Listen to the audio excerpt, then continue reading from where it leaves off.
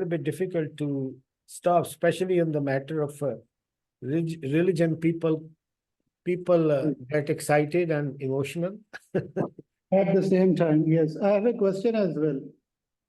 After the presentation. You are a professor of computer sciences and engineering. And do you have, matlab, you are presenting the positive politics of Prophet Muhammad sallallahu alaihi wasallam. Ji. So, So computer science and politics, two different fields, I suppose. Seems to be. so Is it your passion of, do you have any interest in politics or? what kind of question is that? No, I have no interest in politics and I have no interest in computer science. So how about that? What kind of question is that?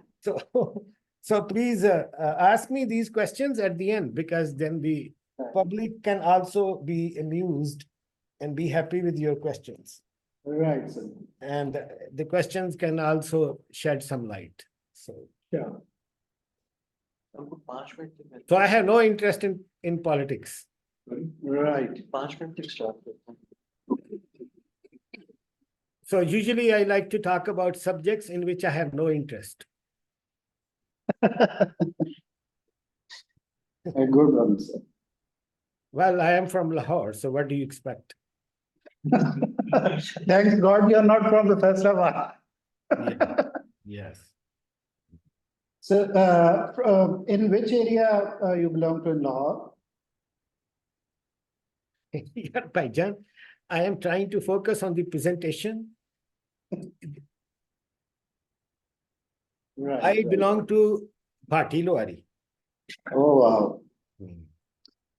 So how does it matter which area I belong to? I also live in Lahore, no? Oh, I'm very sad to hear that. Me too. Why? We'll have that discussion at the end, inshallah. Well, thank you so much. I appreciate that. Thank you, sir.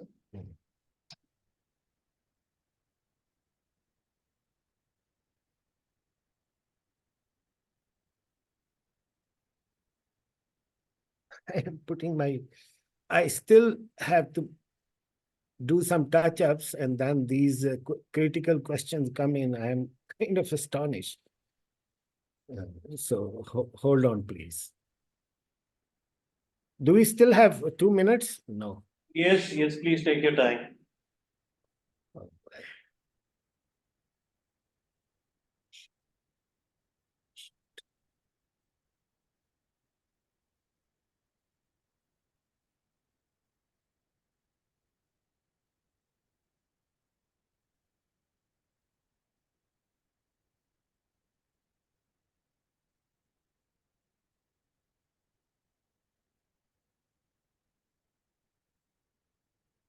We have about 8 participants online.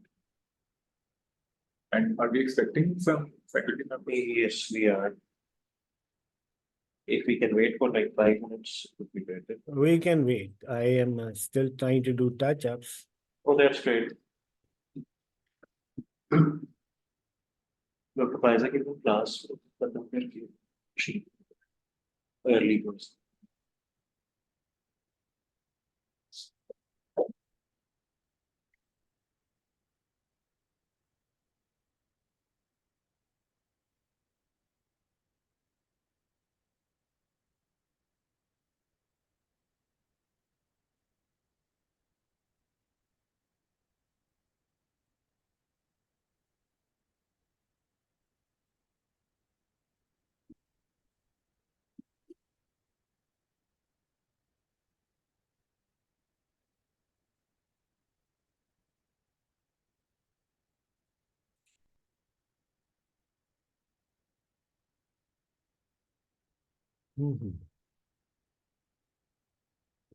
How many people we have in the room? We have 4 in the room and in total 9 online. Oh, wonderful, wonderful.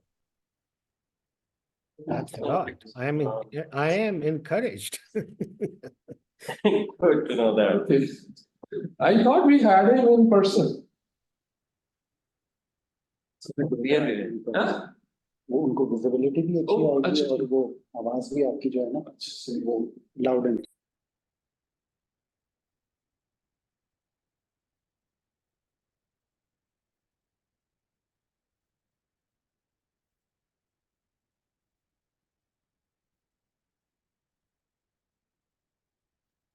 Make them, नहीं, they it's asked okay. me, so when I PhD students wanted to come. So I started earlier, finished earlier. It's so nice. No, that's fine. All right, can I start? थोड़ा सा introduction. You- Okay, when- sir, please When my let boss, my host, Dr. Ahmad Mazhar tells me, I will start. yes, sir. Let me have few words to introduce you to our audience. Yes. Hello everyone, those who are joining us online. Assalamu alaikum. Hello. So we are honored to have Dr. Ishfaq Ahmed, the professor of computer science and engineering at the University of Texas. And Professor Ahmed is a well-known name in academic circles because of his impressive achievements. And Professor Ahmed is going to talk about positive politics of Prophet Muhammad, peace be upon him. As we are preparing for upcoming elections, we are all very curious to know the qualities that make exemplary leaders. And this talk is promising. It is, I'm sure it is very enlightening for all of us because Professor Ahmed is combining his knowledge of the life of Prophet Muhammad with politics. So with these words, I am handing over the floor to Professor Ahmed. Please, sir, we are all ready to learn from you. Bismillahir Rahmanir Rahim. All thanks to Allah, the omnipresent, the sustainer, the owner of the judgment day, the creator, the sustainer. And may Allah's peace and blessings be on his final prophet and messenger, Muhammad sallallahu alaihi wasallam. I would like to thank the LUMS faculty, in particular, Dr. Umad Mazhar, Dr. Faiza, and the Dean. I'm sorry, the name eludes me. I apologize for that. And the whole LUMS faculty, I really appreciate this opportunity. I was approached by dear brother Mazhar very graciously because he read my book, which was published recently, and he approached me. So I am really thankful and very appreciative of his effort and for arranging this lecture. And thank you for the very hearty and gracious introduction. I am sure I am not worthy of this, the words of praise. It's just, I'm just a regular faculty member in a typical American university. There's nothing special about me. I am a professor of computer science and engineering, and one friend here asked me a question, do you have interest in politics? And I said no. So why am I presenting this? Because I am inspired by the teachings of our beloved prophet. And I have a few disclosures and few admissions that I would like to make upfront. Dr. Mazhar also said election is very close, and therefore the topic of politics is of great interest, and people are looking forward to it. So let me say this few things. First of all, this lecture is not meant to take any political side. And let me also admit that I have never voted in Pakistan. And I have voted in the US 2 times. I admit voting is a duty, but only if you are sure who you're voting. It is not proper that you do not vote just out of lethargy or you don't want to be bothered. But when you are sure you don't want to vote, nobody is forcing you to vote, and you shouldn't force yourself to vote. That's my personal opinion. Secondly, this talk is about the positive politics of Prophet Muhammad. This talk is not about the negative politics or positive politics or any other politics of Pakistani or American, or for that matter, any other country's politicians. This is not a political talk. There might be some references which might point to your favorite politicians, and that's fine, that's okay.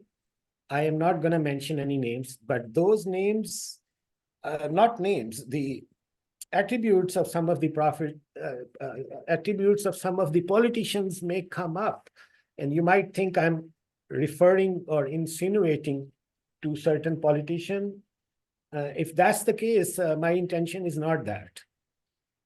Let me also say that I do not belong to any political party. For that matter, I don't even belong to any religious party. I am a mainstream Muslim, and one of my goals is to work on interfaith and intersect harmony and work for the peace at large around the world, and especially among the Muslim Ummah, and hopefully contribute a little bit. It's not something which I am expecting that I will achieve, but I try.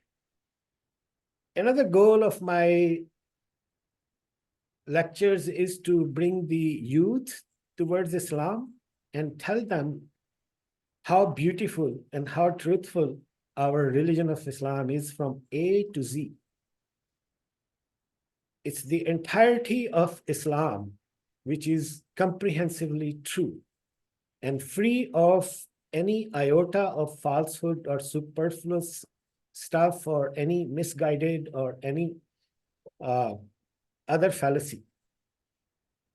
God willing, I would like to give at least 2 more lectures, maybe 3, at least 2 more lectures, which will be focused on the Quran and science. On my last visit to LUMS, I did give 1 lecture in the College of Engineering on the Quran and science, and I would like to do that again if the LUMS faculty like this lecture. I can also very passionately talk about women's rights and how traditional Muslim mullahs have suppressed half of our population and confined them, tried to confine them to their houses and limited their rights, which is totally against the teachings of the Quran. Like many Muslims, I was merely a Muslim by name. I never received any religious training because my grandfather sent me to mosque at the age of 5, but I ran away because I didn't like the environment.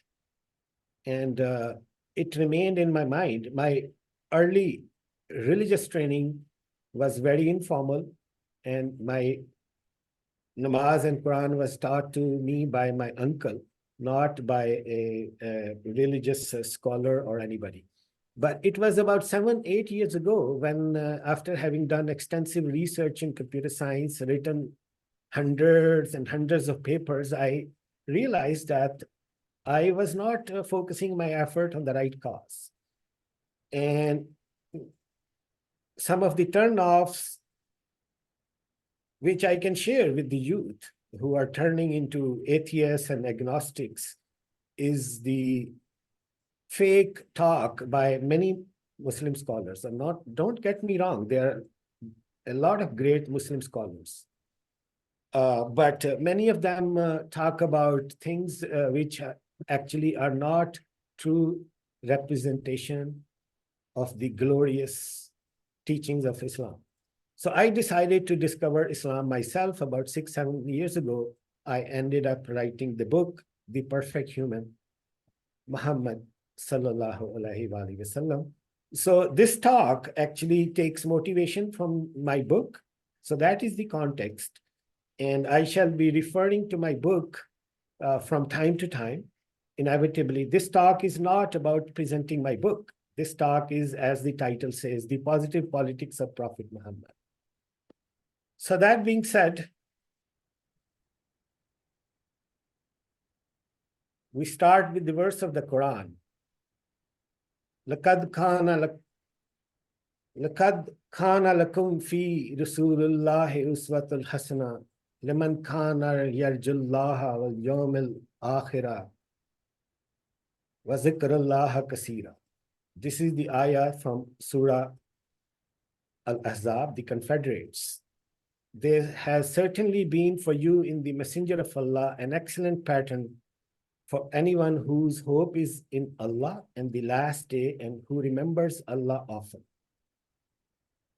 So this is the inspirational verse in which Allah subhanahu wa ta'ala is praising the conduct of Prophet Muhammad and his manners. And that is the motivation for writing this book, The Perfect Human. It's a very comprehensive book, nearly 700 pages, and I'm very pleased to share the news with you that the Urdu version is about to go to press. I should mention that among my goals is not to make religion as a source of income. So therefore, every dollar that we take from it, I don't pocket any money. I don't pocket a single dime. We make donations, or we are using the sale to print the next version, next round. And in the US, in the state of Texas, we have filed and being approved. We have been approved for a nonprofit 501c charity organization. Alhamdulillah. I also try not to criticize other scholars because a lot of people are doing that. We are living in the age of the internet where the information is in the palm of our hands in terms of cell phones.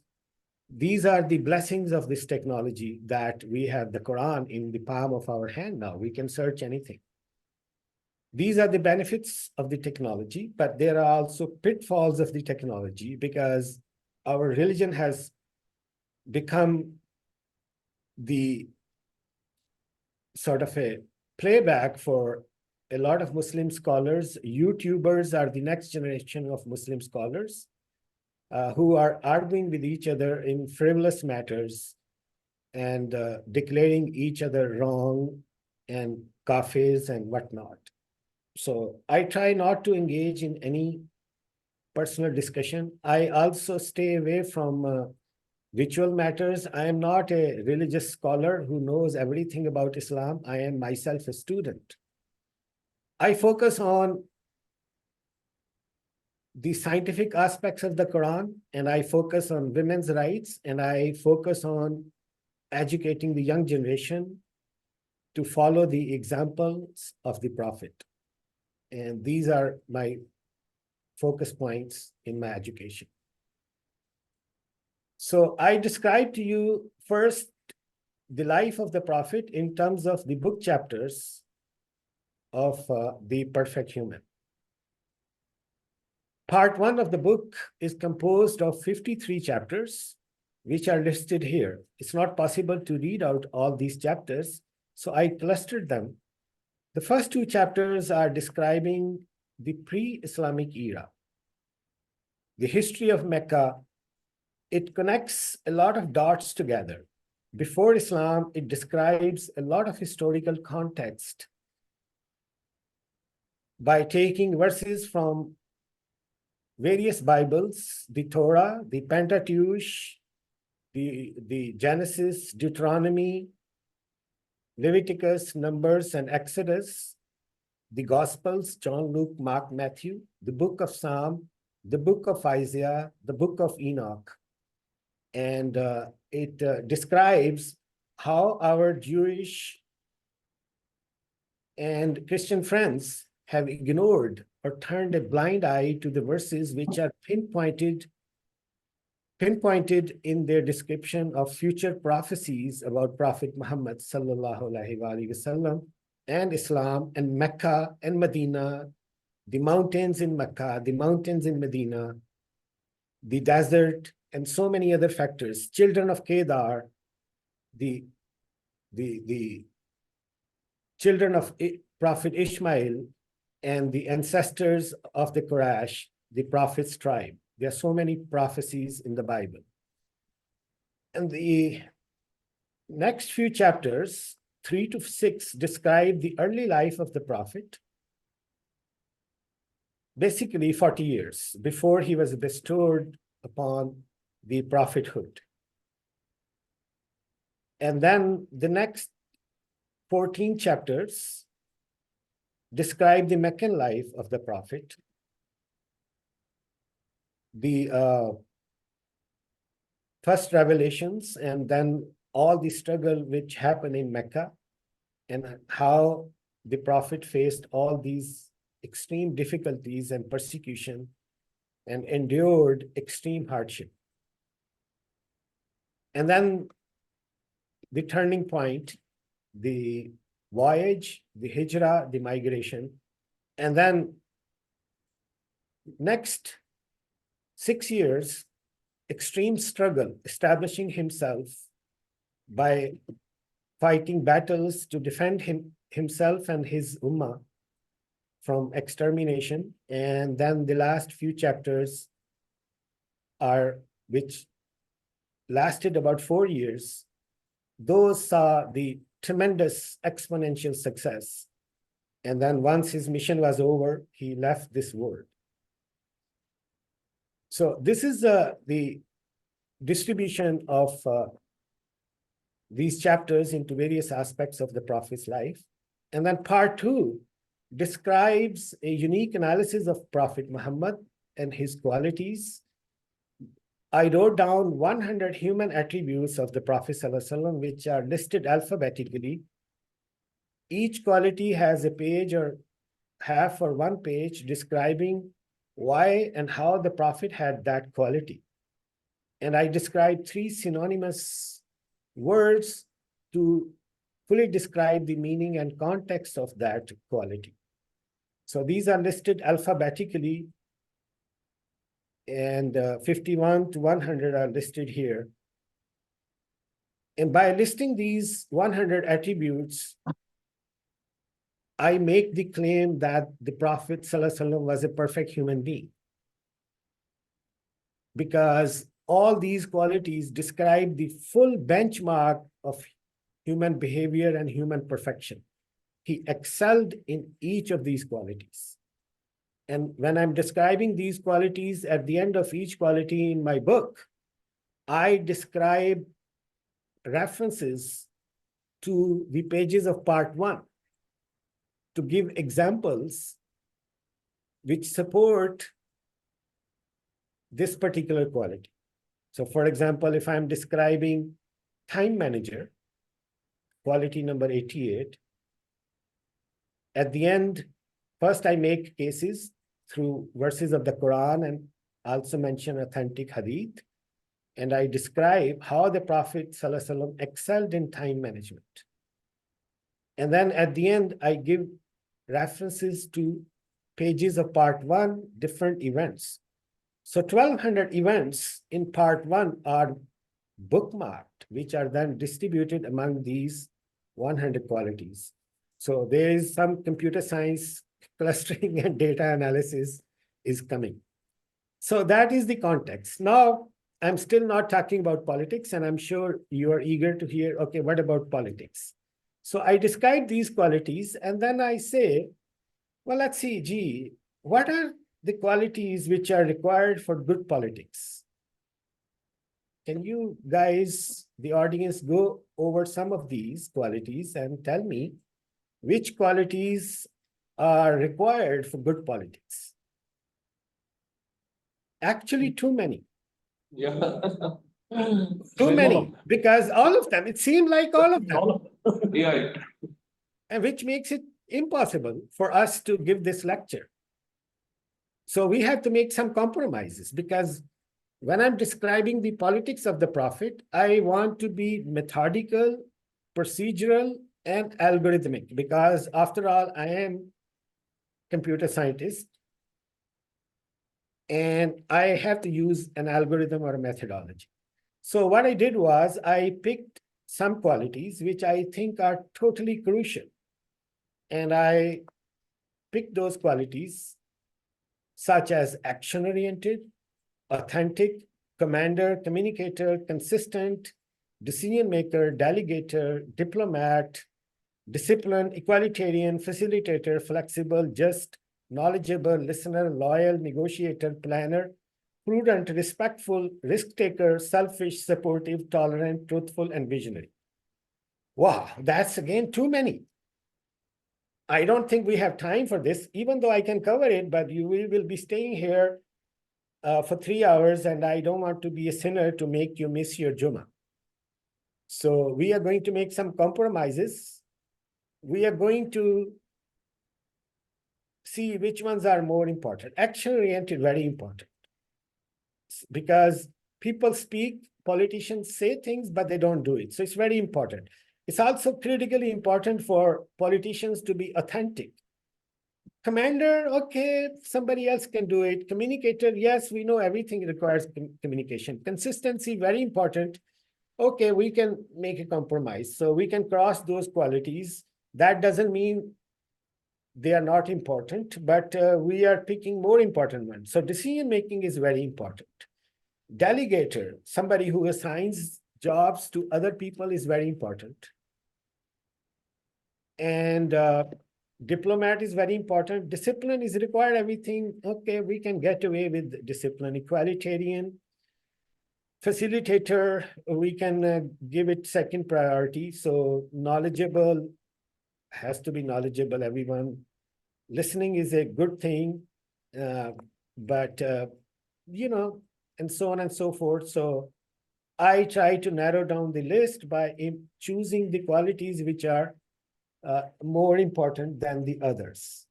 It's a hard choice, but trust me. And if you're not satisfied, then you can note down some of the quality here. And at the end of this lecture, we can talk about that. So the narrowed down list is 2, 4, 5, 6, 7, 8, 9, 10, 11, 12. 12 qualities which I choose are action-oriented, authentic, decision maker, delegator, diplomat, flexible, just, loyal, negotiator, prudent, selfless, and visionary. Even then, I am afraid, Dr. Mazhar, correct me if I'm wrong, I have 1 hour, correct? Yes, sir, you're right. Yeah, time flies very quickly, and a lot of people make a mistake. They go slowly in the beginning and they go faster. So we may not be able to cover the examples of all of these. So I will do dynamic adjustments while talking about this, but let's start. What is action-oriented quality? Action-oriented means somebody who puts his words into action, applied, pragmatic, or proactive. Because a lot of our politicians talk. They just talk and they don't act. How did the Prophet behave? Well, great leaders also wait. Great leaders do not wait for others to act, nor do they follow the rules of go which way the wind is blowing. This is a major problem across the world. The Prophet ﷺ didn't do that. He did what was needed. The Prophet was also a very pragmatic person. His famous quote has become an Arab adage in which he said, "Trust in God, but tie your camel." I mean, these few words speak volumes, which means have faith, but you must also be practical. Because if it was only faith, the Prophet ﷺ, the most honored human being of Allah subhanahu wa ta'ala, Allah could just give him all the supernatural power and he could just blow it to his enemies and they would be blown away to the mountains or to the ocean or to pieces. But the purpose of the Prophet's life was to set examples and be a role model and illustrate how to act upon the words of Allah. So the Prophet had to live a completely practical life. The Prophet never totally relied on Allah's help. He did, but he was equally pragmatic. This is a critical line here because sometime in our culture says, okay, let's just say Bismillah, la ilaha, and let's just go attack the enemy. Every attack has to be comprehensively well thought of, just like the Prophet did. In each and every battle, he was totally methodical, disciplined, methodical, and fully informed and planned. The Prophet ﷺ was a genius person. And most importantly, he had the full backing of Allah subhanahu wa ta'ala. But he planned as if he had no backing. Imagine this, the most beloved person is planning everything. So he was as practical a man as he was spiritual. That is why the Quran and Sunnah of the Prophet both complete our religion, not just the Quran. He was decisive and swift, but never rash. He never made a decision which was based on emotion or impulse. Also, whenever he ordered something, he was the first to go for it. He was a beacon of proactive and action-oriented leadership and politics. Okay, so here are some examples. Planning for migration. First of all, he did not escape Mecca. He said, everybody must leave. Everybody must leave, except Ali, Raziyallahu Ta'ala anhu. Because if he was a fake leader, he would have escaped first, and rest of the people would have followed him.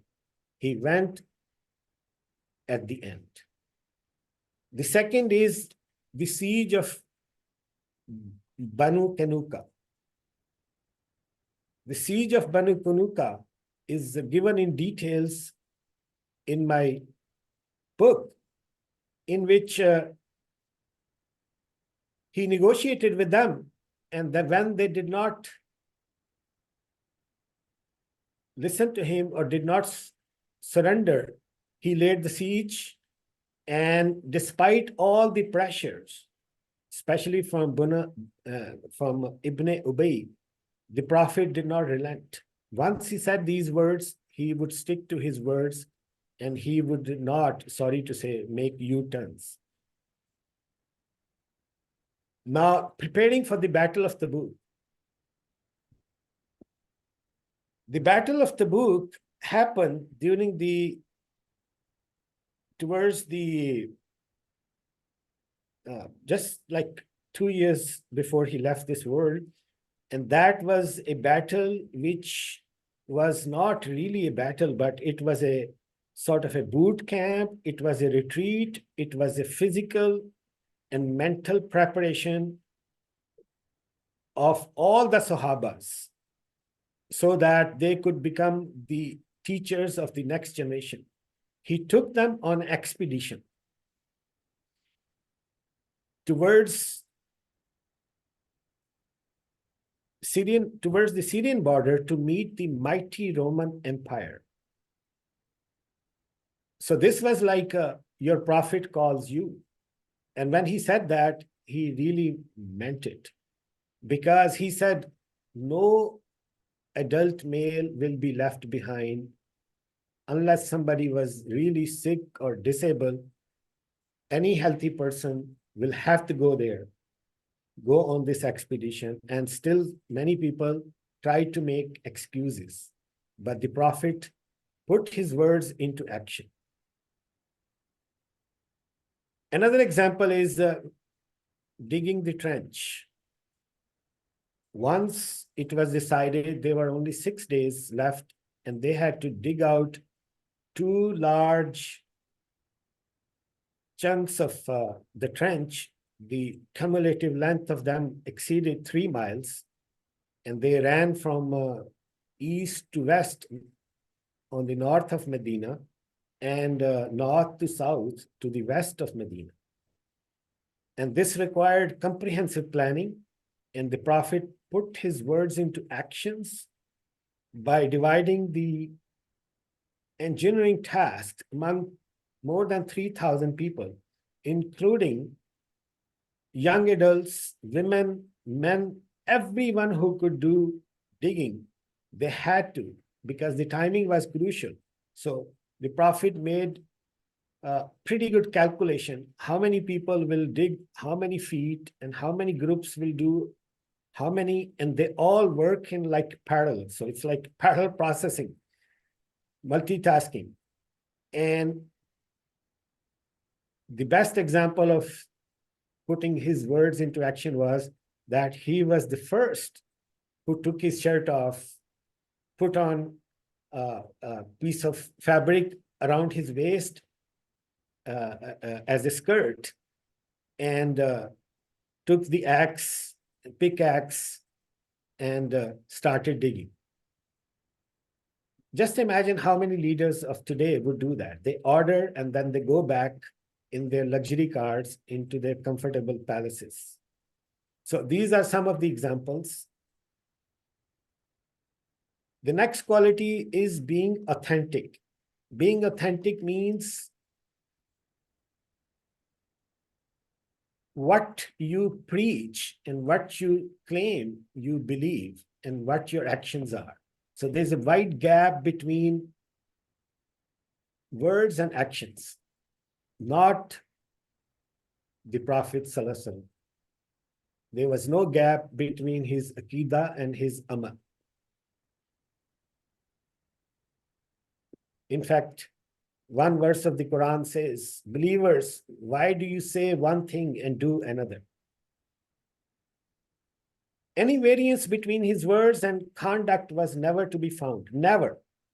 He always honored his words. If he promised something, he would do it.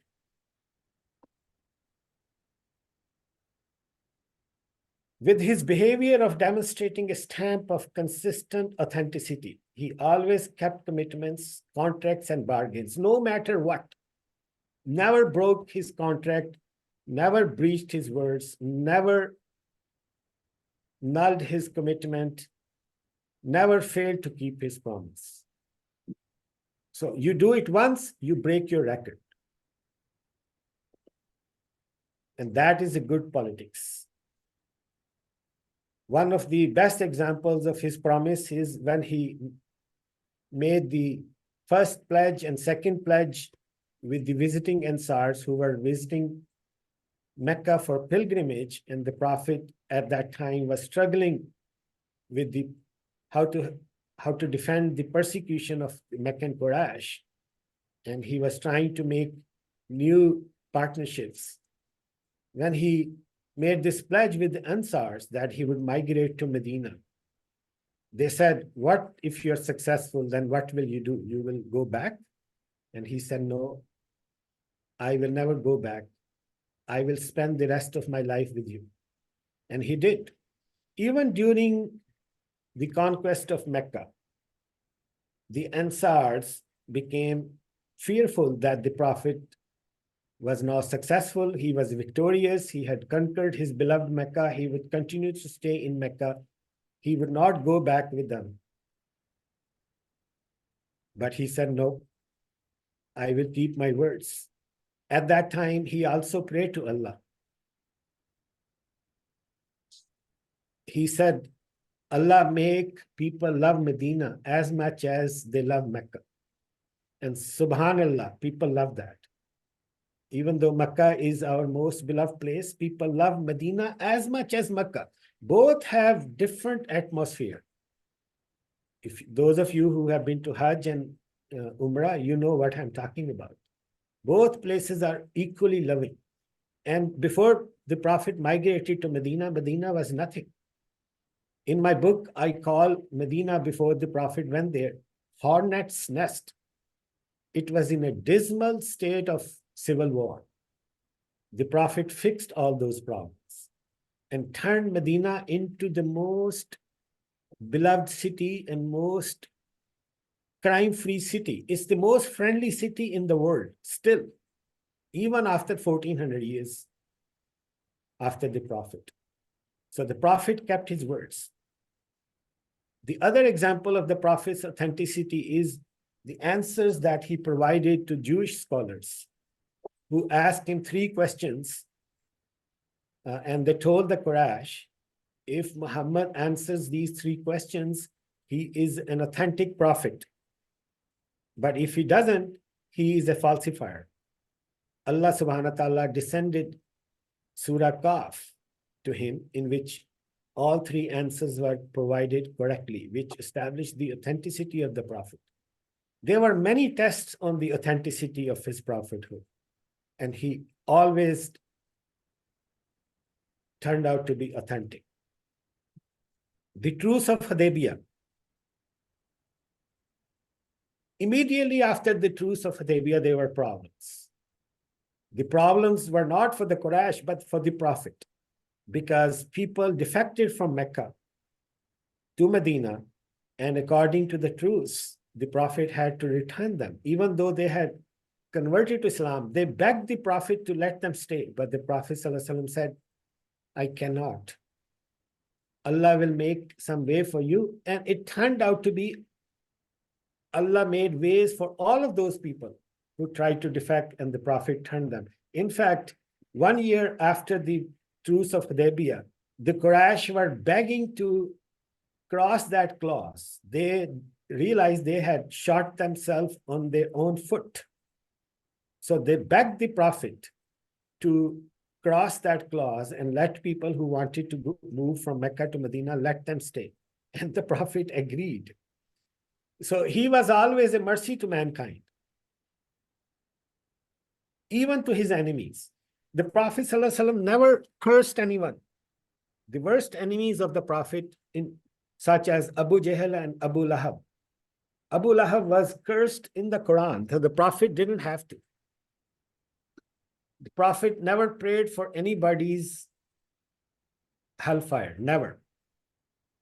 Even his worst enemy, the chief hypocrite, Ibn Ubay, when he was dying, he asked the Prophet ﷺ to pray for him. And the Quran had already said, Allah's door of mercy is always open, except when somebody sees death coming very soon and they are on deathbed, then Allah will not forgive. And the Prophet ﷺ still prayed because he is a mercy to mankind. And the Prophet's companions said, why are you doing this? And the Prophet still prayed. And Allah said, even if you pray 70 times, I will not forgive him. The Prophet did what he was supposed to do.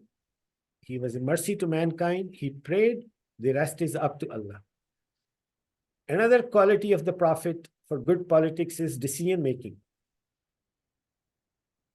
The Prophet was gifted with immense intelligence, infused with an ability to comprehend circumstances, conditions, and people. He could judge them very quickly. And he utilized a lot of information. He utilized weather, he utilized geography, he utilized geology, he utilized where water wells were, what the grass was, how the paths were, and he utilized all these information. The Prophet's decision-making was information-based. So he made decisions, especially in critical times. His choices were always insightful and never reckless. Most importantly, the Prophet never made he made decisions which were about the religion. He made those decisions himself. But worldly decisions, he would consult his companions. And he even consulted his wives.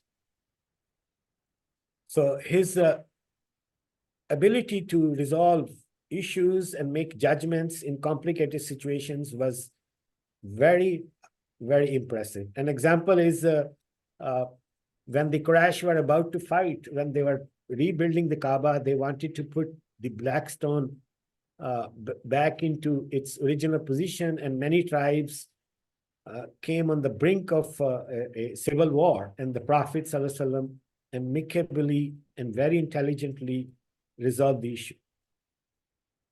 The Prophet's examples of making political decisions were evident at the Battle of Badr. He consulted his companions. Going to the Battle of Uhud outside the city was a very critical decision. And for that, he called a public forum. And he consulted the youth and the older people who were more senior in age. They were of the opinion that we should stay inside the city and not go out. The young people, they wanted to go out and fight. And the Prophet chose the latter. And Ibn Ubay accused the Prophet of making a rash decision, and he said that's why Muslims suffered. But the Prophet knew staying inside the city would have been a total termination of Muslim Ummah, because Ibn Ubay and the Jewish tribes would have attacked the Muslims from inside. The Prophet's decision of making peaceful treaties are very, very profound. He signed the Treaty of Hudaybiyah against the will of all of his companions. All of them disliked what the Prophet did. One man versus the entire Ummah. Just imagine one politician or one leader is making all the decision, and everybody is opposing it. And they all came to brink of revolt against him. And within a very short period of time, they realized that this was a victory in disguise, which was prophesied in the Quran's verses that we have given you victory. Also, his decision to march peacefully towards Mecca was very critical in decision making. One of the companions leaked the information that Muslim army was going to march towards Mecca. And the Prophet was keeping it secret because he did not want the Meccans to prepare for the battle. He wanted to shock them with awe so that they surrendered without a fight. But one of the companions leaked the information. So this amounted to treason. It's almost like you are going to attack your enemy, and one of your soldiers informed the enemy that attack is going to come. And the punishment for that is simply death penalty. And all of the Prophet's companions, maybe not all, but many of them recommended death penalty. And yet the Prophet forgave him. Why? Because he was a loyal companion of the Prophet. The Prophet would never punish his companions. Never. Unless it was a retribution for some worldly crime against someone. But somebody made a mistake or somebody tried to do something against him, he would never punish them. Never. Because that Sahabi had fought in the Battle of Badr. And the Prophet remembered that loyalty. And because of that, he pardoned him. So great politicians, great leader, never punish or backstab their loyalist. Because once your loyalty is broken, it's forever. Loyalty is a very sensitive thing. You have to maintain it all the time. And in order to do that, you have to make sacrifices. The Prophet's next quality as a politician was delegator. Decision-making and assigning task is very critical. Very simple rule. Make assignments based on merit. Now tell me how many people are assigned to become the chief of the head of a cricket board or university's vice chancellors or PIA or steel mill. How many people are done on merit? All of our politicians make these decisions as an endowment, as a reward, without even thinking whether the person fits that job or not. So what is the institution is going to do? The Prophet's task assignment was always on merit. There are hundreds of examples in my book in which the Prophet sent someone for a certain delegation, and there were reasons why he assigned that person on that. He selected military commanders, governors, leaders, all based on their track record, ability, and experience, not based on their devotion or status. One example is at the Battle of Uhud. He took out his sword and he said, I would give the sword based on who will do the justice to it. And they said, what do you mean justice? He said, we'll continue to fight until it is broken, or will make the maximum use of it.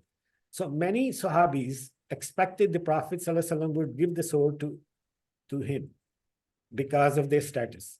And the Prophet gave the sword to Abu Dujana. Abu Dujana was an Ansari Sahabi who was the best swordsman.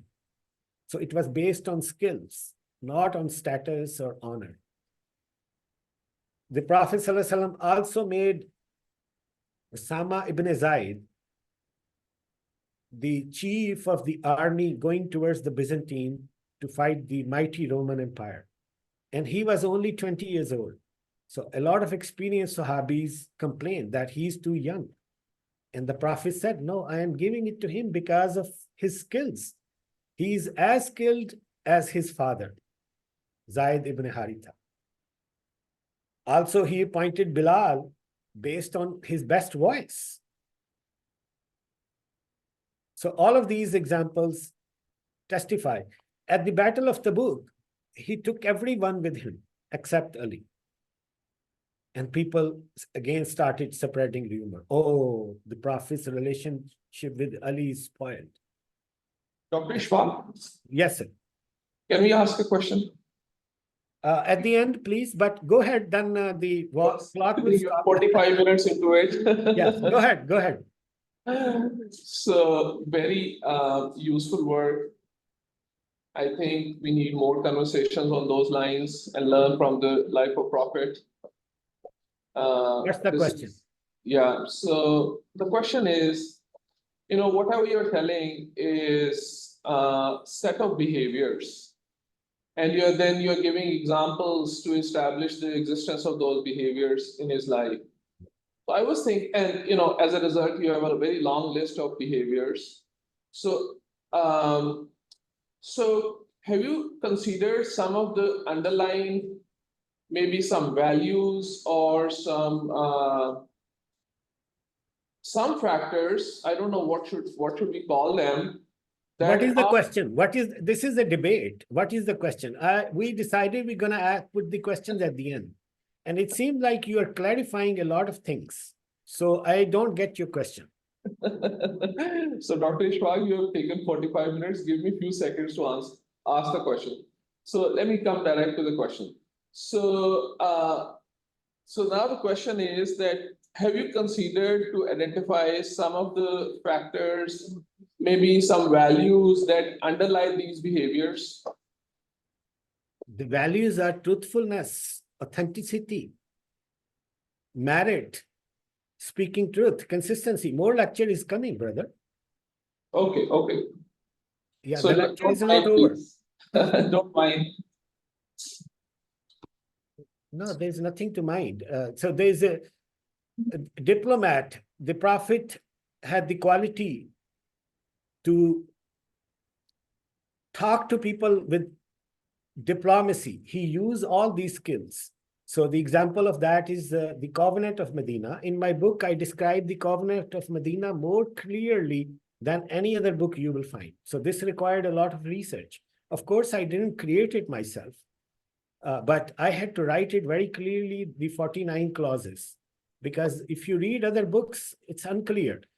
And the thing about the Covenant of Medina is the Prophet ﷺ separated religion from the legal clauses. If you read the Covenant of Medina, it seemed like a whole bunch of lawyers' teams got together and they put their heads together and wrote the Covenant of Medina because it's so complicated and so well written. And the Prophet ﷺ was just dictating that thing to his companions. And there's no mention of Islamic law or religion at all, except there are references to Allah and his messenger for their blessings. Similarly, the Truce of Hudaybiyah was purely a diplomatic and bureaucratic and a political deal. The Prophet's friendship was also not based on religion.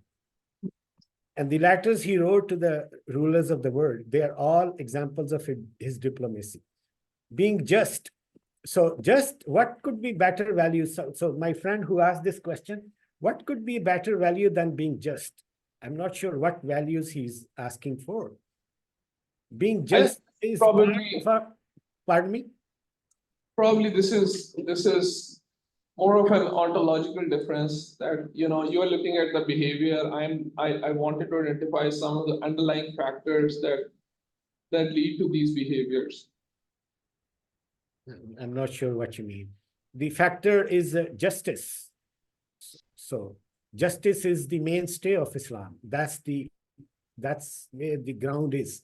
So Allah subhanahu wa ta'ala says in Surah Al-Anbiya, and we place the scales of justice for the day of resurrection. No soul will be treated unjustly at all.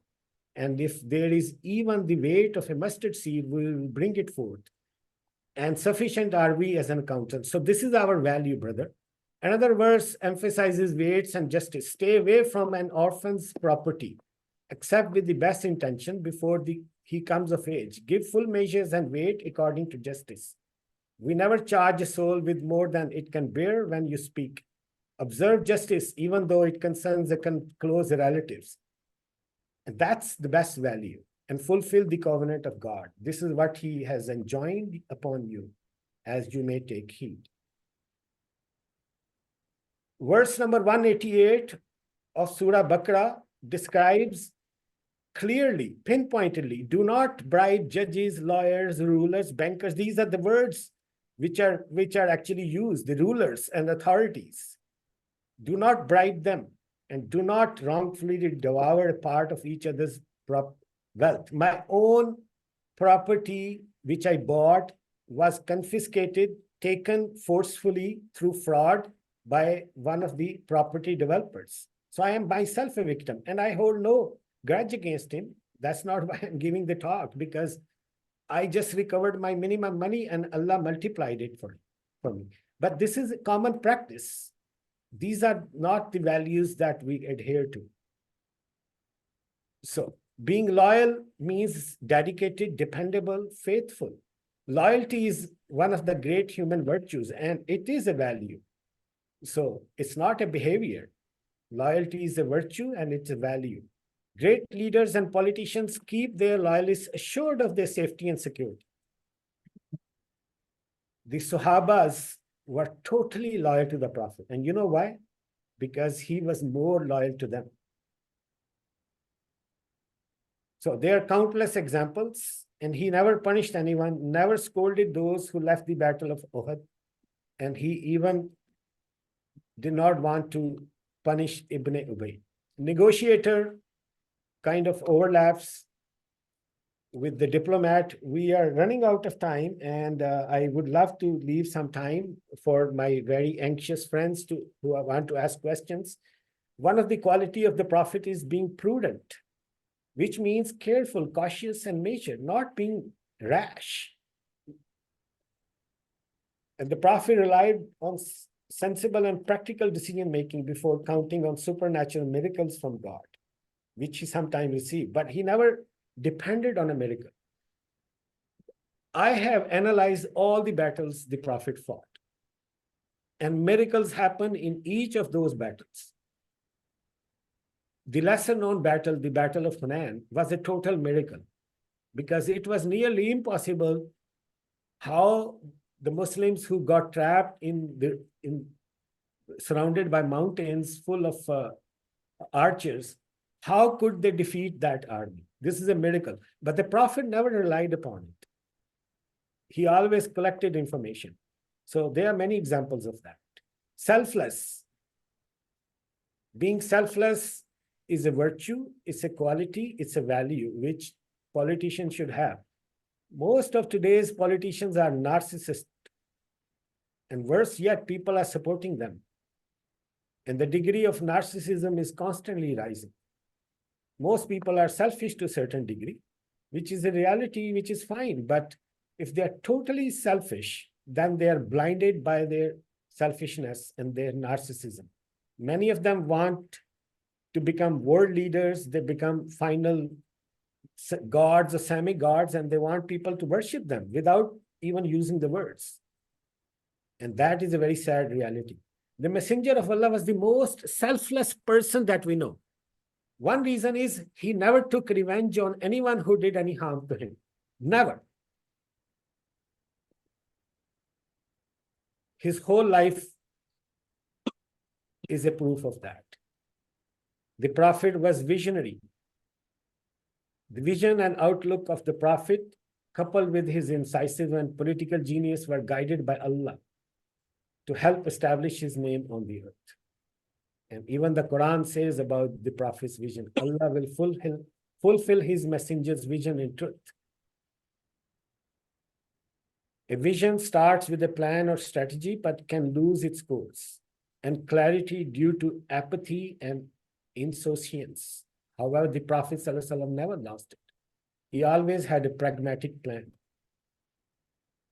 It took 23 arduous years for the Prophet to turn his vision into fruition. First 20 years were brutal. Actually, if you look at the conversion of Muslims, exponential success happened only during the last 2 or 3 years of his life, when more than 100,000 people converted to Islam.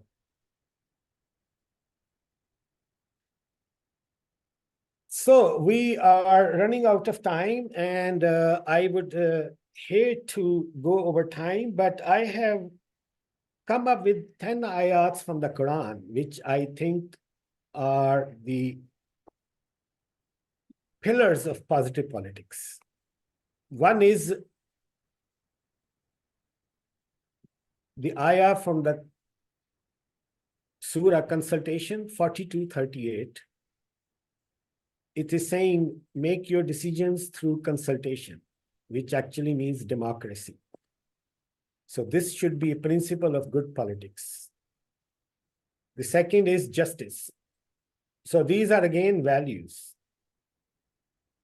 Judge, therefore, between them by what God has revealed, and do not follow their vain desires. So this verse is saying, do not follow any group to appease them or to win their support by compromising justice. So that's the second ayat. The third ayat is, do not spread conspiracy theories. O you who have believed, avoid much negative assumption. So you assume something negative, and that is a sin, and you spread it, that becomes a conspiracy theory. And fake news. This ayat is, when I read it, I said, oh my God, this is directly pointing out to fake news on the social media. It says, oh, you who have believed, if there comes to you a disobedient one with information, investigate, lest you harm a people out of ignorance and become over what you have done regretful.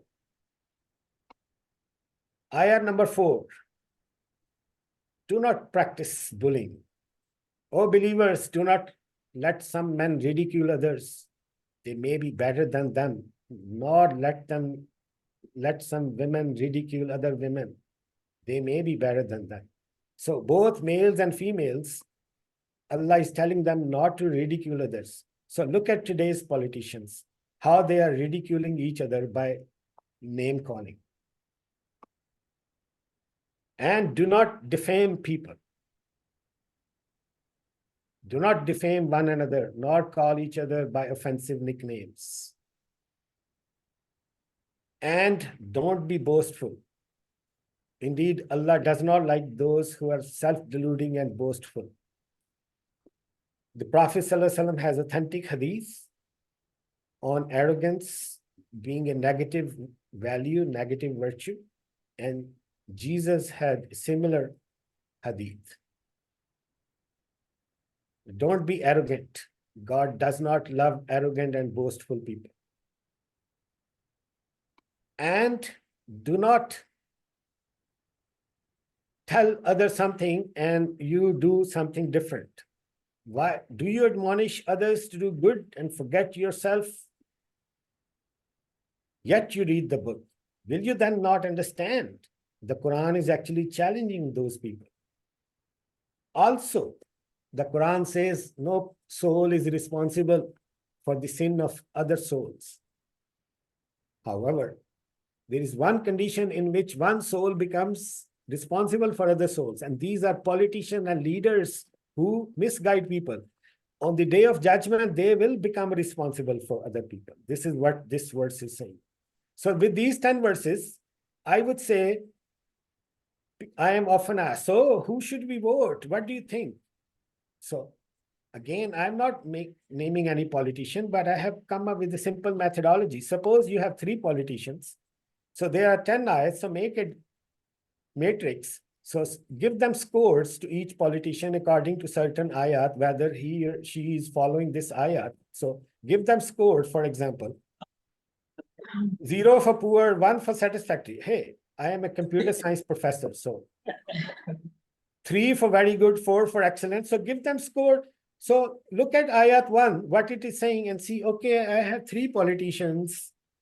Who is very good or poor in that? So give them scores. So fill out this, tally their scores. So suppose these are the scores, hypothetically. Add them together. So the score is 11, 14, and 13 for politician 1, 2, and 3. So politician 2 wins with 14. But then I have to see, oh, he's scoring, all of them are scoring 0, 0, 0.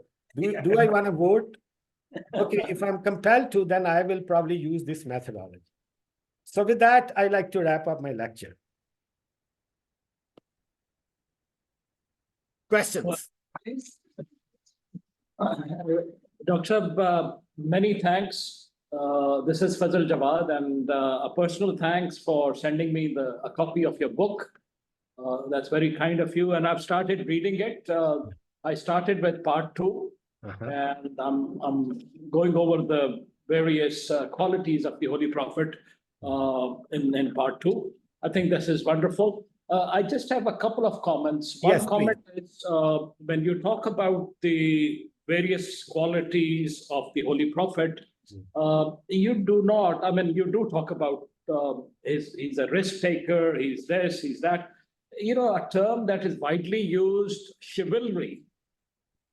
And I was looking for it in that you've not used chivalry that is widely used in the tasawwuf and various literature in Islam. And I was wondering, why didn't you, I mean, you've unbundled chivalry, unbundled it, rather than putting it together under one caption. So that's a question. Why is it that you did not consider chivalry as a combined quality of the Holy Prophet? That's one. Second is, these are beautiful qualities, traits of the Holy Prophet.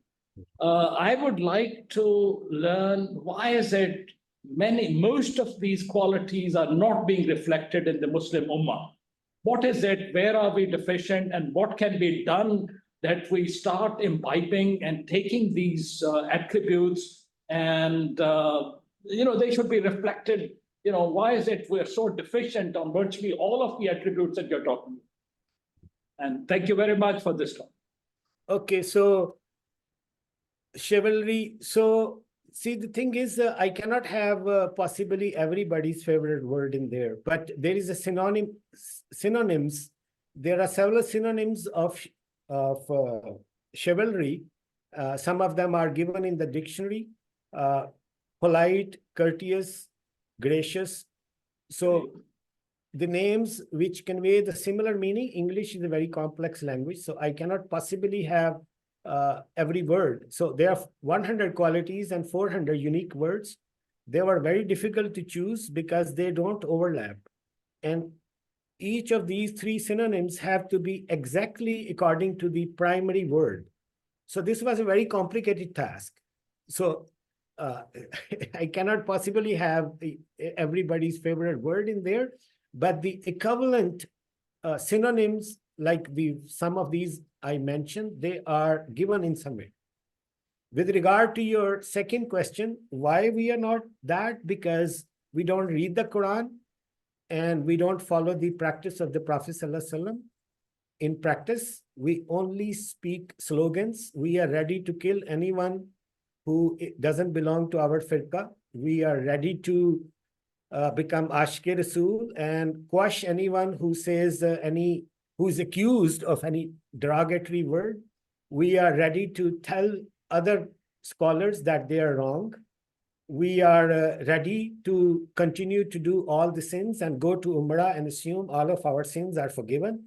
We are also ready to use religion for our political purpose, declare sometime give fatwa that women cannot rule the country, and sometime give same scholars or same party will give verdict that women is allowed to. So depending upon which side we are on, we take advantage of every situation in which we can grab money or we can find shortcut. And most importantly, as the Quran says, if somebody is born into certain thing, that doesn't make them automatic mu'min or believer. The definition of mu'min and believer is clearly given in the Quran, that it is not a birthright. So just because somebody is born as a Muslim is not automatically forgiven. It will be up to Allah to judge them. And Allah says again and again, remember, I promise to you there will be a judgment day. So if we are already forgiven, why would there be judgment day? Of course there will be judgment day. So it's not up to me to judge others.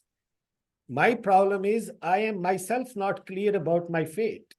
Once we have a little bit fear of God, we will stop criticizing others or stop judging others.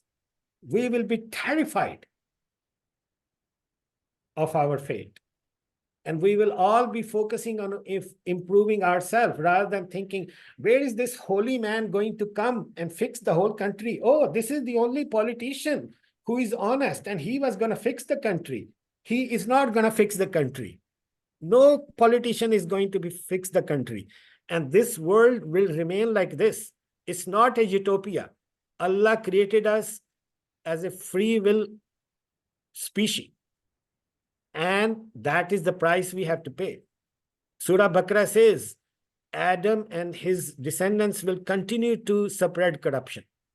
So this is the nature of the beast.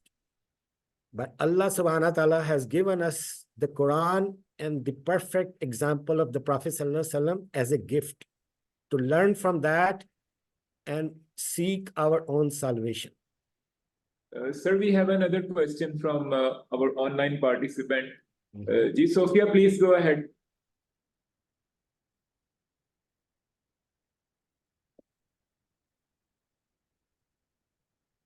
Yes, Sister Sophia. Assalamu alaikum, sir. Thanks a lot for this. I think it was both not just informative, that was for sure, but it was really inventive, especially this thing that we've got on the screen right now, where you've tried to come up with some kind of scoring matrix, which one might use to inform oneself before going to cast a vote. Okay. I think so. I'm assistant professor at the School of Education, and one of my research interests is in citizenship education. So what you're presenting here is of special interest to me. I think I'm just wondering whether in your research you were able to come across the processes through which Rasulullah sallallahu alaihi wasallam was able to develop an institutional framework through which then he was able to transmit some of these excellent and yes, perfect attributes onwards to the next generation. So what was that process of transmission, and what lessons, excuse me, does that transmission hold for us to incorporate maybe into, whether curriculum or whether into the practice of being around children or being around younger people and what we teach to them? Because I think that if there's, and I'm speaking specifically from the Pakistan perspective, where we have about 67 to 70% of Pakistan is easily very, very young. They have about maybe 50 to 60 years of life, abhi baki. And so we want right now to be thinking from that perspective, how do we bring a renewed politics to the Pakistani youth using that framework that you've been referring to? Any thoughts on that? Thank you. Very good question. Really appreciate your very kind comments. Thank you very much. I'm glad you liked that part. I wasn't sure about that matrix at the end. I thought that was going to be taken as a light joke, but one of the qualities of the Prophet, the quality number 87, is teacher, educator, instructor, and tutor. So in which I describe some of the institutions. So the first institution was establishing the education of the Quran by not following the examples of what happened to previous scriptures. So there's a lesson learned from the mistaken institution and incorporating in the education of your own book. So the Prophet made sure in his life hundreds or thousands of people memorize the Quran. So that was the one institution. So people who say, oh, the Quran was written after the Prophet under Uthman and all that, that was just standardization. The Prophet ﷺ even sequenced all the surahs of the Quran. He put the verses of the Quran together under the guidance of Angel Gabriel. And he compiled the Quran. It wasn't put in the form of a book, yet the Quran calls itself a book because there was no paper. So the initial institution of the Quran and the education was only verbal, oral, because there was no consideration of even thinking of putting in the form of a book. So that was one thing. The Prophet also encouraged learning throughout. There are countless authentic hadith in which he encouraged. He encouraged learning other languages. To Zayd ibn Thabit, who was his main scribe, he asked him to learn other languages so that he could translate his letters or letters from other rulers. The Prophet also encouraged